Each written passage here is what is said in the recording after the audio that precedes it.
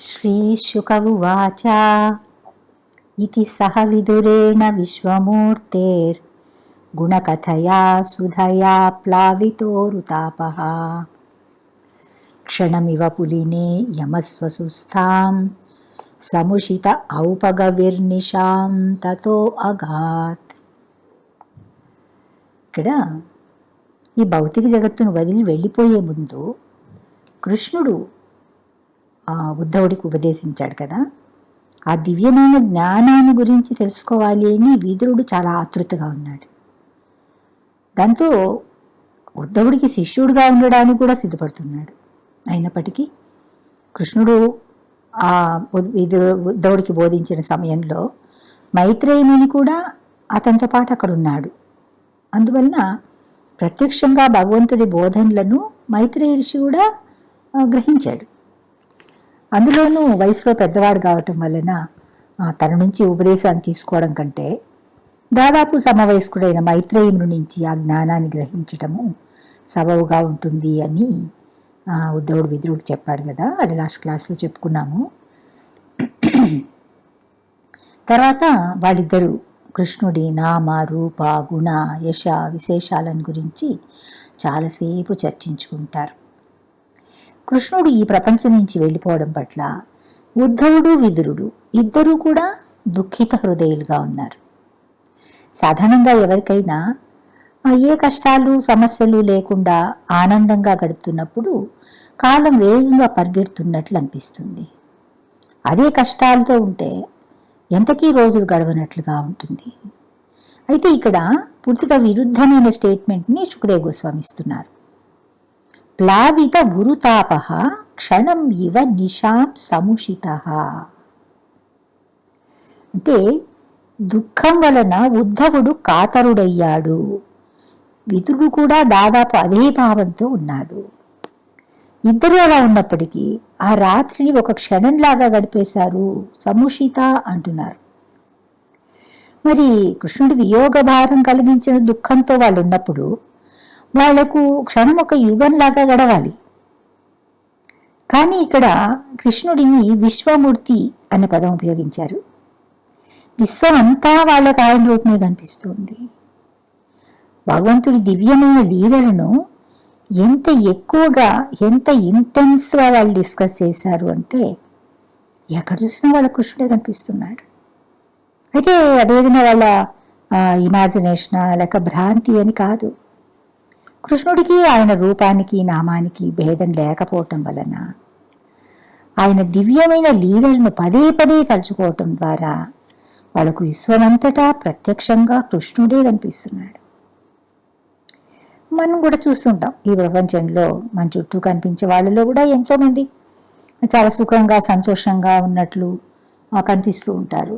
వాళ్ళు వాళ్ళ family friends society ఇలాగా ఆ రిలేషన్స్ని కూడా మెయింటైన్ చేసుకుంటూ బిజీగా ఉంటారు, కానీ హ్యాపీగా గడుపుతుంటారు. అఫ్కోర్స్ వాటిల్లో కృష్ణుడికి చోటు ఉండదు అనుకోండి. మహా అయితే పొద్దున ఒక 5 నిమిషాలు పూజ చేయడమో గంట కొట్టడమో నమస్కారం చేయడమో చేస్తారు. భగవంతుడా నాకు ఉన్న సంపద ఎప్పుడు పోకుండా కాపాడు, లేదా నేను ఇంకా సంపాదించి అందరికంటే గొప్ప ధనవంతుడు కావాలి అని ప్రార్థిస్తారు. ఇంకా కావాల్సినంత డబ్బు ఉంటుంది కాబట్టి చిన్న చిన్న సమస్యలు అనేవి వాళ్ళకు ఉండవు. మరి దేవుడితో పని అంటే సమస్యలు ఉన్నప్పుడే కదా. సో కానీ ఏ క్షణంలో ఏమవుతుందో తెలియనటువంటి ఈ లౌకిక ప్రపంచంలో ఆనందంగా సెటిల్ అయిపోవాలి అని ప్రయత్నిస్తున్నారు తప్ప అసలైన సత్యాన్ని ఎవరు గుర్తించటం లేదు. అసలు జీవితంలో ఉన్న కర్మబంధనాల నుంచి బయటపడాలి అని ఎవ్వరూ అనుకోరు. దీని కారణము తెలియకపోవటమే, అజ్ఞానం. దేనైనా సరే ఎవరి పర్సెప్షన్లో వాళ్ళు తీసుకుంటారు.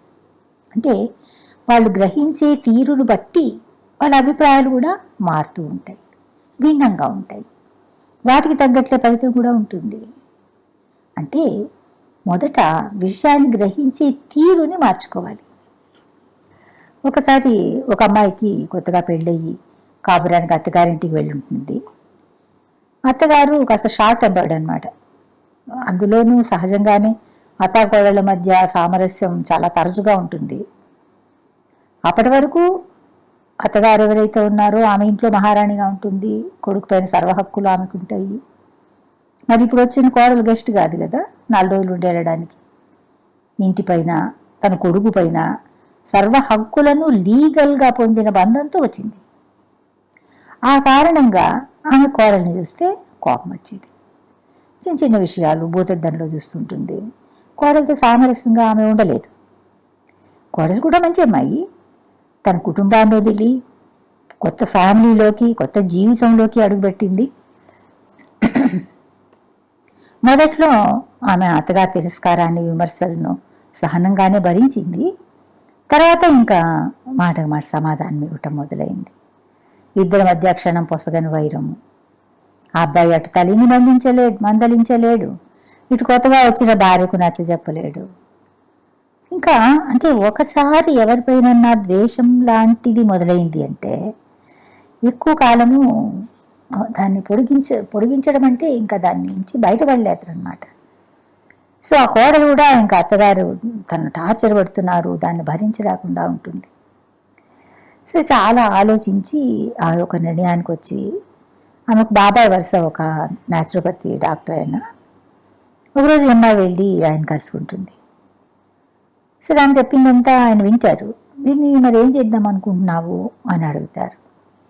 అమ్మాయి చాలా స్థిరంగా ఆమెను వదిలించుకోవాలనుకుంటున్నాను, దయచేసి మీరు నాకు హెల్ప్ చేయాలి, మీ దగ్గర ఎన్నో మెడికేటెడ్ హర్బ్స్ ఉంటాయి కదా అని అంటుంది. అతనికి ఒక క్షణం అలా ఆలోచనగా ఆమె వైపు చూసి, సరే నేను హెల్ప్ చేస్తాను, కానీ ఈ ప్రాసెస్ అంతా చాలా స్లోగా జరుగుతుంది, మినిమం 6 నెలలు పడుతుంది. అప్పటి వరకు నువ్వు ఆమెకి ఏమాత్రం అనుమానం కలగకుండా చాలా ఒబీడియంట్గా, ప్రేమగా ఆమె కావలసినవన్నీ నువ్వే చూసుకోవాలి. ప్రతిరోజు నువ్వే వంట చేసి భోజనంతో పాటు ఈ హర్బ్స్ ఇవ్వు. ఆమె కోపం వచ్చినా విసుక్కున్నా నువ్వు మాత్రం పట్టించుకోకు, టాలరెంట్గా ఉండాలి. అలా ఉంటేనే ఏ అనుమానం రాకుండా ఉంటుంది. నువ్వు దీనికి సరే అంటే నేను నీకు హర్బ్స్ ఇస్తాను అంటాడు. ఆమె ఒప్పుకుంటుంది. జీవితాంతం ఆమె టార్చర్ భరించడం కంటే 6 మాసాల్లో వదిలించుకోవటం బెటర్ కదా అనిపిస్తుంది అనమాట. ఇంకా ఆ రోజు నుంచి ఆమె డ్యూటీ మొదలైంది. అత్తగారు ఎంత కోపగించుకున్నా, అదే పనిగా క్రిటిసైజ్ చేస్తున్నా చాలా సహనంగా చిరునవ్వుతో పనులు చేసేది. 1 వారం, 2 వారాలు, 3 వారాలు గడిచిపోయాయి. 1-2 నెలలు అయిపోయింది. ఆ అమ్మాయి వాళ్ళ బాబాయ్ ఇచ్చిన హర్బ్స్ రోజు భోజనంతో పాటిస్తూ ఉంది. ఒకరోజు వాళ్ళ ఇంటికి చుట్టం చూపుగా ఒక ఆవిడ వస్తుంది. అత్తగారి గదిలో కూర్చుని వాళ్ళిద్దరు మాట్లాడుకుంటుంటారు. ఈ అమ్మాయి మజ్జిగ ఇవ్వడానికి వెళ్తుంది. అక్కడికి వెళ్ళేసరికి ఆమె వాళ్ళ బంధువుతో అంటూ ఉంది, మా కోడలు చాలా మంచి పిల్ల, మొదట్లో నేనే కొంచెం పరుషంగా మాట్లాడాను, కానీ అదేది మనసులో పెట్టుకోకుండా వాళ్ళ అమ్మలాగా నన్ను చూసుకుంటూ ఉంది. అంత మంచి అమ్మాయి ఇంటికి కోడలుగా రావటము మా అదృష్టము. ఇది అమ్మాయి అసలు తన చెవులు తనే నమ్మలేకపోతుందన్నమాట. అత్తగారు అలా మాటలు అంటున్నారు అంటే ఎక్కడో ఒక అపరాధ భావన అనేది కలుగుతుంది. పైకి సాధారణంగా బాగా మాట్లాడుతున్నా కూడా ముఖం చాటునైతే వేరే వాళ్ళు అసలు రూపం బయట పెట్టేస్తుంటారు. కానీ ఇక్కడ పరిస్థితి వేరేగా ఉంది. ఆమెకు తను అక్కడ ఉన్నారని తెలియదు, కానీ తన గురించి చాలా మంచిగా చెప్తుంది అనమాట. తన ఫ్రెండ్ తోటి తనను కూతురులాగా భావిస్తూ ఉంది. మరి నేనేం చేశాను, ఆమె స్లోగా చంపేయాలనుకుంటున్నాను. ఈ ఆలోచన వచ్చేసరికి ఆమెకు వెన్నులో చలి పుట్టిస్తుంది. అందులోనూ గత 2-3 నెలలుగా ఆమెతో కలిసి మాట్లాడడము, చనువుగా ఉండడము ఇవన్నీ జరుగుతున్నాయి కదా. అంటే తెలియకుండానే ఇద్దరి మధ్య ఒక రిలేషన్ అనేది డెవలప్ అయింది. ఇది కంటిన్యూ అయితే డెఫినెట్గా అది ఒక అటాచ్మెంట్గా కూడా మారుతుంది. ఆ హర్బ్స్ తమ ప్రభావం చూపించి నిజంగానే 6 నెలల సమయంలో ఆమె చనిపోబోతుందా అనే ఆలోచనతో, భయంతో, దుఃఖంతో అమ్మాయి వణికిపోతుంది. వెంటనే వెళ్ళి మళ్ళీ వాళ్ళ బాబాయిని కలుస్తుంది. జరిగిందంతా వివరించి చెప్పి, దయచేసి అత్తమ్మని కాపాడండి బాబాయ్, మీరు ఇచ్చిన విషయానికి విరుగుడు ఇవ్వండి అని ప్రాధేయపడుతుంది. అప్పుడు అతను చిరునవ్వుగా చాలా జాలిగా ఆమె వైపు చూసి, భయపడకమ్మా, ఆ రోజు నువ్వు నన్ను కలిసినప్పుడు నీ అభిప్రాయము, నువ్వు ఆలోచించే తీరు డిఫరెంట్గా ఉన్నాయి. ఇప్పుడు నువ్వు పూర్తిగా దానికి విరుద్ధంగా ఆలోచిస్తున్నావు. ఏం జరిగింది, జస్ట్ నీ పర్సెప్షన్లో మార్పు వచ్చింది. అందుకే ఇది సాధ్యమైంది. నిజానికి నేను నీకు ఇచ్చిన హర్బ్స్ ప్రాణం తీసేవి కాదు, ఆరోగ్యాన్ని చేకూర్చేవి. వాటి వల్ల ఆమె జనరల్ హెల్త్ కూడా ఇంప్రూవ్ అయి ఉంటుంది. ఇప్పుడు ఇంకంతా క్లియర్ అయింది కాబట్టి నీ మనసులో ఉన్న అసహనము, ద్వేషము వెళ్ళిపోయి ఉంటాయి. ఇకపైన ఎటువంటి భేదభావాలు లేకుండా సంతోషంగా ఉండండి అంటాడు. చూసారా, ఏ విషయమైనా అంతే, మన దృక్పథం పైన, మన విషయ గ్రాహ్యత పైన ఆధారపడి ఉంటుంది. మనము భగవంతుడి గురించి, ఈ రిలీజియాసిటీ గురించి, ఆత్మ పరమాత్మల గురించి విషయాలు స్పెక్యులేషన్తో కానీ, లేదు చాలా స్కాలర్లీ అంటే పాండిత్యంతో కానీ గ్రాహ్యం కావు. వాటిని ఎప్పుడూ మహనీయులైన సాధు పురుషులు, శాస్త్రాలు లేదా ఆచార్యులు వీళ్ళ మూలకంగానే తెలుసుకోవాలి. వాళ్ళు తత్వతః జ్ఞానాన్ని గ్రహించినటువంటి వాళ్ళు. ఇక్కడ విదురుడు, ఉద్ధవుడు కూడా అటువంటి మహనీయులు కావటం వలన వాళ్ళు ప్రతి క్షణము భగవంతుడి తలుపులను, ప్రతి చోట భగవంతుడి సమక్షాన్ని అనుభూతి చెందుతున్నారు. ఆ అనుభవం అలౌకికం కావటం వలన వాళ్ళకి ఆ రాత్రి ఒక క్షణంలాగా గడిచిపోయింది. దీని తర్వాత ఉద్ధవుడు బదరికాశ్రమం వైపుకు వెళ్ళిపోతాడు. తర్వాత పరీక్ష మహారాజు అంటున్నాడు, రాజు వాచ నిధనం ఉపగతేషు వృష్ణిభోజేషు అతిరథ యూధపయూధపేష ముఖ్య సతు కథం అవశిష్ట ఉద్ధవో యద్ధరిత్ అపి తత్యజ ఆకృతిం త్రయాదీశ. ఇక్కడ పరీక్ష మహారాజు సుఖదేవ్ గోస్వామి ప్రశ్నిస్తున్నాడు, జగత్పతి అయిన శ్రీకృష్ణుడు తన లీలలను పరిసమాప్తి చెయ్యటము, వృష్ణి మరియు భోజవంశస్థుల అంతర్ధానము అయిన తర్వాత కూడా ఉద్ధవుడు ఎందుకు ఒక్కడే మిగిలిపోయాడు? పరీక్ష మహారాజులు అడిగేసరికి సుఖదేవ్ గోస్వామి సమాధానం ఇచ్చారు. దాని గురించి శ్రీల జీవ గోస్వామి, శ్రీ విశ్వనాథ చక్రవర్తి ఠాకూర్లు కూడా వ్యాఖ్యానాలు చేశారు. వాటి ఆధారంగానే ప్రభుపాద మనకు పర్పోర్ట్లో ఎక్స్ప్లెయిన్ చేశారు. ఇక్కడ శ్లోకం మొదటి వాక్యంలోనే నిధనం ఉపగతేషు అని ప్రారంభమైంది. నిధనం అంటే వ్యావహారికమైన అర్థం మృత్యువు అని, లేదు వినాశనం అని కూడా చెప్పచ్చు. కానీ శ్రీల జీవ గోస్వామి దాన్ని అంతరార్థం అంటే అసలైన అర్థం ఏంటి అనే దాని గురించి, ఇన్నర్ మీనింగ్ గురించి వ్యాఖ్యానించారు. అసలు చాలా పరమోన్నతమైంది. నీ అంటే హైయెస్ట్ అన్నమాట. ధనం అంటే సంపద, తెలిసిందే కదా. సో ఇక్కడ నిధనం అంటే భగవంతుడి దివ్యమైన ధామము, అక్కడికి ఉపగతేషు సంభవించటం అన్నమాట. అంటే ఎవరికి వాళ్ళు చదువుకుంటే శ్లోకాన్ని, తాత్పర్యాన్ని యదువంశ వినాశం జరిగిన తర్వాత అనే భావమే వస్తుంది. ఎందుకంటే నిధనం ఉపగతేషు అని మొదలుపెట్టారు కదా. కానీ ఆచార్యుల దృష్టితో చూసినప్పుడు అసలైన భావార్థము మనకు వాళ్ళు తెలియజేస్తారు. ఈ వృష్ణి భోజ వంశస్థులందరూ కూడా కృష్ణుడి సహచరులు కావటం వలన కృష్ణ లీలలు పూర్తయ్యే సమయానికి వాళ్ళందరినీ కూడా ఆధ్యాత్మిక జగత్తులోని వాళ్ళ స్థానాలకు కృష్ణుడు పంపించేశాడు. ఉపగతేషు అనే పదాన్ని ఎవరి స్థానానికి వాళ్ళని పంపించిన తర్వాత అనే అర్థంతో వివరించారు. అభక్తులకు ఈ వివరణ ఏదో మాటలు గారడీగా అనిపించవచ్చు, కానీ శుద్ధ భక్తులు యథార్థమైన అవగాహనతో ఉంటారు. వాళ్ళకు భౌతిక జగత్తు పట్ల ఆకర్షణ కానీ, ఇక్కడే ఉండిపోవాలి అనే కోరిక కానీ ఉండవు. భగవంతుడి ధామంలో తప్ప మరే ఇతర లోకాలలోనూ ఉండాలి అని కూడా వాళ్ళు అనుకోరు. ఒక్కొక్కసారి భక్తులు కూడా వైభవంతో కూడిన ఇతర లోకాలు చూడాలని, ఎంజాయ్ చేయాలని ఆశపడతారు. అటువంటి వాళ్ళు నేరుగా కృష్ణధామాన్ని చేరలేరు. ఏషాం అంతగతం పాపం జనానాం పుణ్యకర్మణాం అంటే తమ పాప కర్మల నుంచి ఈ భౌతికమైన గుణాలు ఉన్నాయి కదా, త్రీ మోడ్స్, వీటి నుంచి ఇంకా భౌతికమైన కోరికల నుంచి పూర్తిగా బయటపడితే తప్ప ఆధ్యాత్మిక లోకపు ద్వారాలు తెరుచుకోవు. ముఖ్యంగా ఈ మానవ జీవిత పర్పస్ ఏంటి, ఉద్దేశం ఏంటి అంటే ప్యూరిఫికేషన్. అది జరగాలన్నమాట. భౌతిక విశ్వంలో చాలా అన్నిటికంటే ఉన్నతమైనటువంటి ఆ బ్రహ్మలోకం నుంచి అధోలోకాల వరకు ఏ జీవజాతిలో జన్మించినా ఆయా జన్మల్లో పోగు చేసుకున్న ఆ పాపకర్మల సంచయము మానవ జన్మలో మాత్రమే ప్రక్షాళన చేసుకోవటానికి సాధ్యపడుతుంది. కొంతమంది మాకు అంత అర్హత లేదు అనో, మా వల్ల కాదు అనో అంటూ ఉంటారు.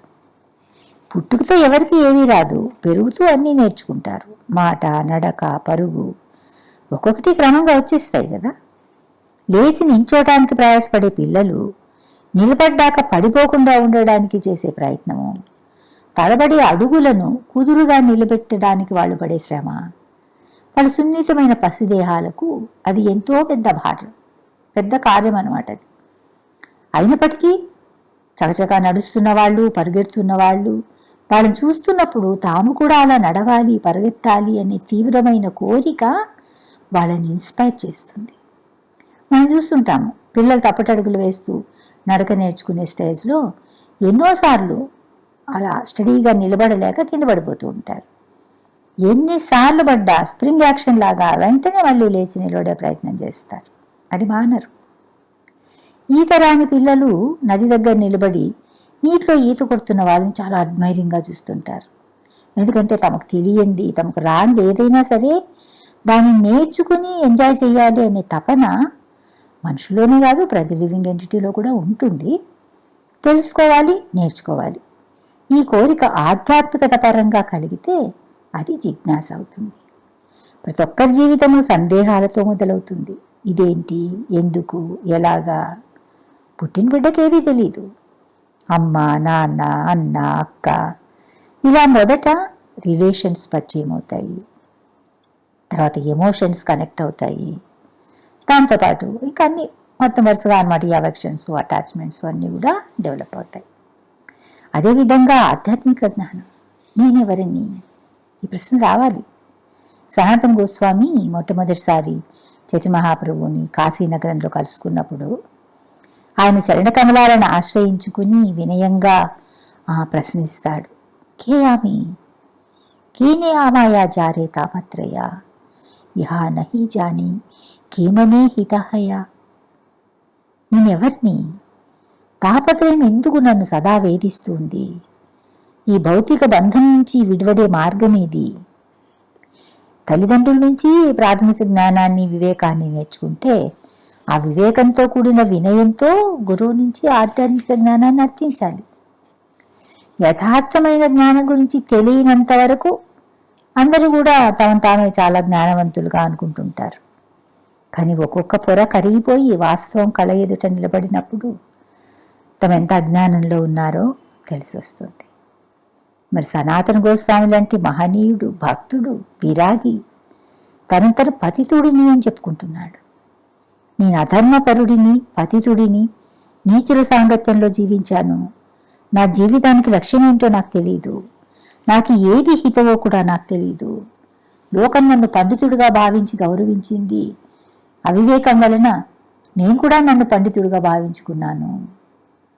మీరు నన్ను దాసుడిగా స్వీకరించి లౌకిక జీవనబంధం నుంచి విడిపించారు. ఈ ముక్తావస్థలో నా కర్తవ్యం ఏంటి, దయతో బోధించండి.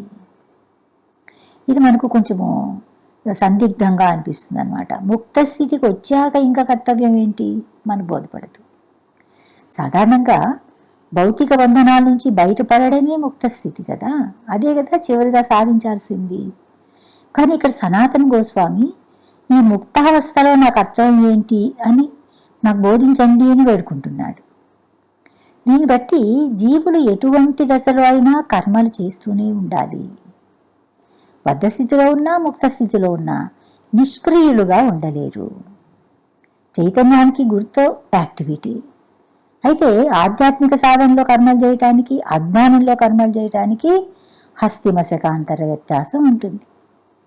వీటిని గురించి తెలుసుకోవాలి అంటే తత్వవిధులైన గురువుని ఆశ్రయించాలి. ఇది లోకాచారం మాత్రమే కాదు, తప్పనిసరి కర్తవ్యం. లౌకిక ప్రపంచంలో కూడా విద్యను అభ్యసించడానికి స్కూల్కి వెళ్తారు, కాలేజీకి వెళ్తారు, అక్కడ అధ్యాపకుల నుంచి నేర్చుకుంటారు. గురువు మాత్రమే శిష్యుల్లో ఉన్న సందేహాలను నివృత్తి చేస్తారు. అర్జునుడు, ఉద్ధవుడు లాంటి పరమభక్తులు కృష్ణుడికి నిత్య సహచరులు కావటం వలన నేరుగా ఆయన నుంచి జ్ఞానాన్ని పొందారు. ఉద్ధవుడిని దాదాపు తనతో సమానుడిగా కృష్ణుడు భావించాడు. అంతటి మహాత్ముడు నిత్యసఖుడు అయిన ఉద్ధవుడు కృష్ణుడి వియోగంలో ఈ భూమిపైన ఎందుకు ఉండాల్సి వచ్చింది, అసలు ఎలా ఉండగలిగాడు అని పరీక్ష మహారాజ్ ప్రశ్నించాడు కదా. పాండవులు కృష్ణుడికి ప్రియబాంధవులు. కృష్ణుడు అంతర్ధానం గురించి తెలియగానే వాళ్ళు ఆయనతో ఎడబాటును సహించలేకపోయారు. కానీ ధర్మ పరిపాలన అనే బాధ్యత ఉంది, కృష్ణుడు వాళ్ళకి అప్పగించాడు దాన్ని. యుధిష్ఠిర మహారాజు తన సోదరులతో కలిసి కృష్ణుడి ప్రతినిధిగా చక్రవర్తిగా ధర్మ పరిపాలన చేస్తున్నాడు. ఆ బాధ్యతను మళ్ళీ ఇంకో సమర్థుడైన వ్యక్తికి అప్పగించాల్సింది. వంశానికి ఏకైక వారసుడిగా పరీక్షిత్తు మిగిలాడు. సమర్థుడు, ధర్మపరుడు, ముఖ్యంగా భక్తుడు. అందువలన కృష్ణుడు తనకు అప్పగించిన కర్తవ్య నిర్వహణ బాధ్యతను ధర్మరాజు మనవడైన పరీక్షిత్తు చేతిలో పెట్టాడు. కృష్ణుడి ఆదేశాన్ని కొనసాగించే బాధ్యతని పరీక్షిత్తుకు అప్పగించిన తర్వాత పాండవులు ద్రౌపదితో పాటు మహాప్రస్థానానికి వెళ్ళిపోతారు. ఇక్కడ ఉద్ధవుడు కూడా అదే పరిస్థితిలో ఉన్నాడు. ఒక విధంగా చూస్తే ఉద్ధవుడు కృష్ణుడు ఆజ్ఞను ఉల్లంఘించాడేమో అనిపిస్తుంది. ఎందుకంటే యదువంశం అంతరించక ముందే కూడా కృష్ణుడు ఉద్ధవుడికి చెప్పాడు హస్తినాపురం వదిలి బదరికాశ్రమానికి వెళ్ళమని. దాంతో అంటే కృష్ణుడు త్వరలో తన లీల పరిసమాప్తి చేయబోతున్నాడు అతనికి మనసు శంకిస్తుంది. అందుకని ఆ ప్రయత్నం చెయ్యకుండా ఇప్పుడు కూడా వాళ్ళకి అక్కడ ఏ విధంగా యదువంశం అనేటటువంటిది అంతరించిపోతుంది కదా. అప్పుడు కూడా తను ఇంకా హస్తినాపురంకి వెళ్ళాలి, ఇక్కడికి వదిలేసి వెళ్ళాలి, తర్వాత బదరికాశ్రమం వెళ్ళాలి, వీటన్నిటినీ అసలు ఆ ప్రయత్నమే చేయకుండా కృష్ణుడిని వెతుకుతూ బయలుదేరతాడు. అక్కడ ఒంటరిగా అశ్వత్థ వృక్షం కింద కూర్చున్నాడు కృష్ణుడు. చూడగానే అతనితో కలగబోతున్న ఎడబాటును తలుచుకుని ఉద్ధవుడి గుండె చెరువైపోతుంది. తనను కూడా వెంట తీసుకెళ్ళమని కన్నీళ్లతో అర్థిస్తాడు. కృష్ణుడు అతన్ని సముదాయించి గీతాబోధం చేసి గుహ్యమైన భాగవత సారాన్ని వివరించి చెప్తాడు. తర్వాత ఈ భూమిపైన ఉండగా తను చూడాలని అపేక్షించిన అనేక మందికి ప్రత్యక్ష దర్శనం అనుగ్రహించాను. అయితే చిరకాలంగా తపస్సు చేస్తూ నా దర్శనాన్ని కోరుకున్న నరనారాయణ ఋషుల దగ్గరికి వెళ్ళలేకపోయాను. నా తరఫున వాళ్ళ దగ్గరికి నువ్వు వెళ్ళాలి అని చెప్తాడు. అందుకు అంటే ఉద్ధవుడికి అది కూడా ఎలా ఉంటుంది, ఉద్ధవుడికి నరనారాయణ ఋషితో పాటు ఇతర ఋషుల సాంగత్యము లభిస్తుంది. ఇంకా మహాత్ముల సాంగత్యం అంటే ఆబ్వియస్గా కృష్ణుడి గురించిన విషయాలే మాట్లాడతారు కదా. ఆ విధంగా ఉద్ధవుడికి కూడా కృష్ణుడితో ఎడబాటు వలన కలిగిన దుఃఖం కాస్త ఉపశమిస్తుంది.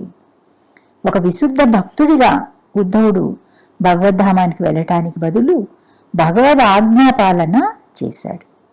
అందువల్లనే కృష్ణుడు యదువంశము భూలోకం నుంచి వెళ్ళిపోయాక కూడా ఉద్ధవుడు ఒక్కడే మిగిలిపోయాడు.